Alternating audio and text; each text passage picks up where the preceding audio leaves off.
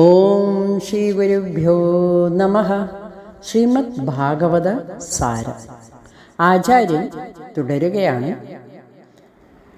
പുരാണങ്ങളിൽ ധർമ്മം ക്ഷയിച്ച് അധർമ്മം വർദ്ധിക്കുമ്പോൾ ഭൂമി പശുരൂപം ധരിച്ച് പരാതി പറയുന്നതായി കാണാം.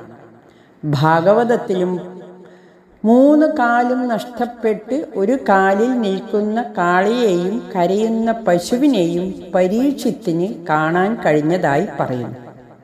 ധർമ്മത്തിൻ്റെ 4 പാദങ്ങൾ, 4 ഭാഗങ്ങൾ തപസ്, ശൗചം, ദയ, സത്യം എന്നിവയാണ്. ശിവഭഗവാൻ കാളപ്പുറത്ത് സഞ്ചരിക്കുന്നു. ശിവഭഗവാൻ ബ്രഹ്മത്തിൻ്റെയും കാളധർമ്മത്തിൻ്റെയും പ്രതീകമാണ്. ധർമാചരണവും ധാർമ്മിക ജീവിതവും ഇല്ലാതെ ഒരാൾക്ക് ബ്രഹ്മത്തെ അറിയാൻ സാധിക്കുകയില്ല എന്നാണിത് കാണിക്കുന്നത്. ഭഗവാൻ ശ്രീകൃഷ്ണൻ സ്വർഗാരോഹണം ചെയ്ത ആ ദിവസമാണ് കലി വന്നത്. ഭഗവാൻ ഉള്ളപ്പോൾ കലി വരില്ല. ഇതും ശരിയാണ്. നമ്മുടെ മനസ്സിൽ നിന്ന് ഭഗവാൻ പോയാൽ, അതായത് എല്ലാത്തിനും സാക്ഷിയായിരിക്കുന്ന ആത്മാവിനെ മറക്കുന്ന നിമിഷം, ആ നിമിഷം കലി വരും. എന്താണ് കലി? അത് വന്നാൽ എന്താ?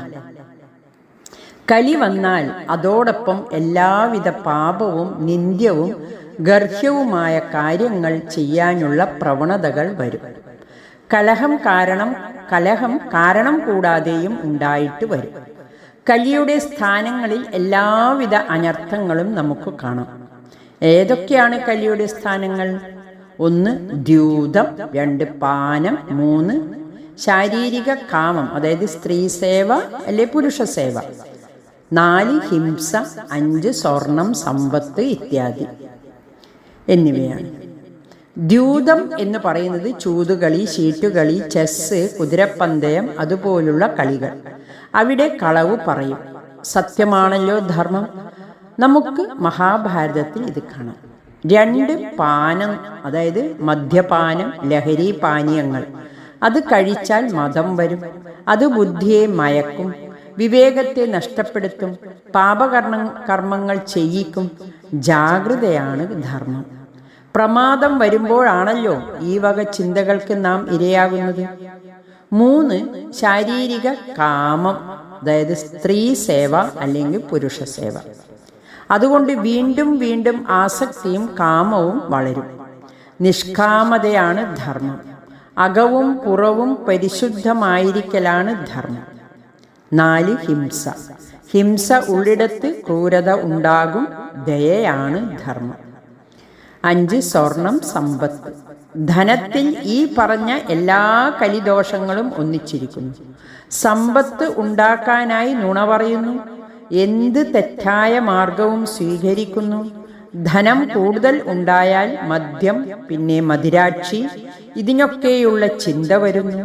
ഗുണ്ടകളെ വിട്ട് തൻ്റെ എതിരാളിയെ നശിപ്പിക്കുന്നു. ഉണ്ടാക്കും തോറും ഇനിയും വർദ്ധിപ്പിക്കണമെന്നല്ലാതെ 7 തലമുറക്ക് ഉണ്ടാക്കിയാലും കൊടുക്കാൻ തോന്നുകയില്ല. പരസ്പര വിശ്വാസം നഷ്ടപ്പെടുന്നു. ശത്രുത വളരുന്നു. എത്ര കുടുംബങ്ങളാണ് സമ്പത്തിൻ്റെ പേരിൽ നശിക്കാനിടയായിട്ടുള്ളത്. വ്യക്തിബന്ധങ്ങൾ ശിഥിലമാകുന്നു. ശരിയല്ലേ? കലി ഉള്ളിടത്ത് എല്ലാ പാപകർമ്മങ്ങളും ചെയ്യാൻ ഉള്ള പ്രവണത വരില്ലേ? ഇത്തരം ചിന്തകൾ വരുന്നതു തന്നെ കലിയുടെ വരവ്. ഇവയാകട്ടെ ഭഗവാൻ ഉള്ളപ്പോൾ, അതായത് ഭഗവത് ചിന്ത മനസ്സിലുണ്ടെങ്കിൽ വരികയുമില്ല. ഭഗവത് സ്മരണ ഇല്ലാതപ്പോഴാണ് വരിക. ഇപ്പോൾ മനസ്സിലായില്ലേ? ഈ കലി വരുന്നതും ഇരിക്കുന്നതും പുറത്തെവിടെയോ അല്ല, മനുഷ്യന്റെ മനസ്സിലാണെന്ന്. അതിനാൽ നാം സദാ ജാഗ്രതയായിരുന്നു. ഇത്തരം ചിന്തകൾ വരുമ്പോൾ ഭഗവത് ചിന്തനം കൊണ്ട് ഈ ചിന്തകളെ ജയിക്കണം. ഭഗവത് നാമസ്മരണത്താൽ എല്ലാ കലിദോഷങ്ങളും നശിക്കുന്നു. അതിനാൽ ശ്രേയസ് ആഗ്രഹിക്കുന്നവരാരും തന്നെ, പ്രത്യേകിച്ച് ലോകപതി ലീഡേഴ്സ്, രാജാഭരണകർത്താക്കൾ, സാധകർ, ഇവരാരും കലിയുടെ ഈ 5 സ്ഥാനങ്ങളെ പ്രാപിച്ചുകൂടാ. തരം നോക്കി നിൽക്കും കലി ബാധിക്കാൻ. ഇതെല്ലാം സബ്ജക്റ്റീവായി നടക്കുന്ന കാര്യങ്ങളല്ലേ? ഏതു കാലത്തുമുള്ള മനുഷ്യ മനസ്സിൽ നടക്കുന്ന കാര്യങ്ങളല്ലേ? അപ്പോൾ ഭാഗവതം കാലഹരണപ്പെട്ടതാണോ? ഭാഗവതം ഔട്ട്ഡേറ്റഡ് അല്ല. ഇന്നും ഇതിന് പ്രസക്തിയില്ലേ? നിശ്ചയമായിട്ടും ഉണ്ട്. ഹരി ഓം നമഃ ശിവായ.